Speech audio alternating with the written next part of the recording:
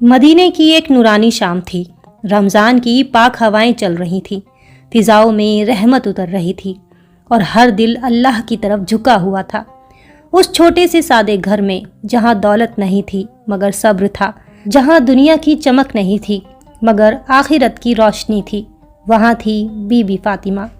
साथ में उनके शौहर हज़रत अली और उनके नन्हे फूल जैसे बेटे हसन और हुसैन। घर में खाने को बस कुछ जौ की रोटियां थी, लेकिन दिलों में अल्लाह पर ऐसा यकीन था कि किसी चीज़ की कमी महसूस ही नहीं होती थी।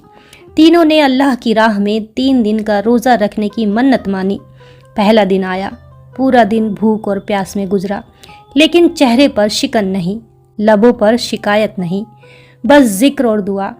इफ्तार का वक्त करीब आया। घर में जो थोड़ी सी रोटियां थी उन्हें सामने रखा गया। इतने में दरवाजे पर दस्तक हुई। एक कमज़ोर सी आवाज़ आई, या अहले बैत, अल्लाह के नाम पर कुछ दे दो, मैं भूखा हूँ। बीबी फातिमा ने एक पल भी नहीं सोचा, अपनी पूरी रोटी उठाई और उस मिस्कीन के हाथ में रख दी। हज़रत अली ने भी अपना हिस्सा दे दिया और दोनों बच्चों की रोटी भी उस फ़कीर को दे दी गई। उस दिन पूरा घर सिर्फ पानी से रोज़ा खोलकर अल्लाह का शुक्र अदा करता रहा। दूसरा दिन आया, फिर रोज़ा, फिर वही भूख, वही प्यास, लेकिन वही सब्र। इफ्तार से कुछ पहले फिर दरवाजे पर आवाज़ आई। इस बार एक यतीम बच्चा था।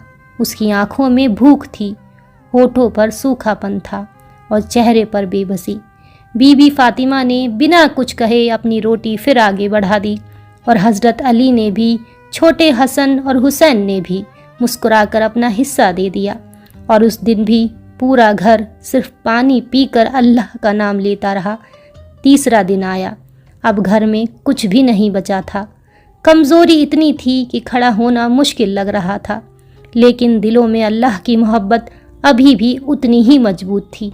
इफ्तार का वक्त हुआ और फिर दरवाजे पर दस्तक। इस बार एक कैदी मदद मांग रहा था। उसके चेहरे पर भूख की लकीरें साफ नजर आ रही थी। घर में जो आखिरी टुकड़ा बचा था वो भी उसके हाथ में रख दिया और अहले बैत तीसरे दिन भी सिर्फ पानी से रोज़ा खोलकर अल्लाह का शुक्र अदा करते रहे। 3 दिन, 3 रोज़े और तीनों दिन भूखे रहकर दूसरों को खिलाया। ये सब्र, ये कुर्बानी और ये अल्लाह पर यकीन इतना अजीम था कि आसमानों में इसकी गूंज पहुंच गई।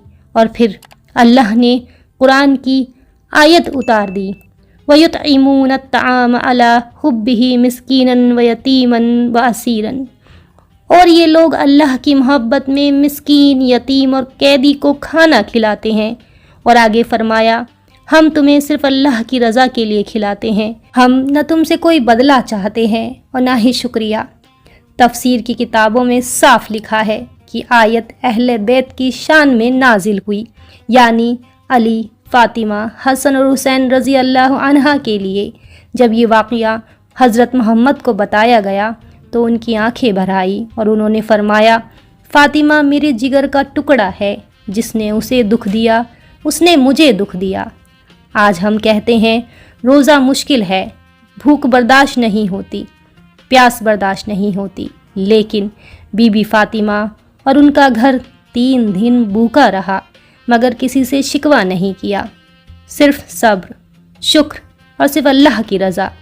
या अल्लाह हमें भी ऐसा सब्र अता फरमा, ऐसा दिल अता फरमा, ऐसे रोज़े नसीब कर जो तुझे पसंद हो। आमीन या रब्बुल आलमीन।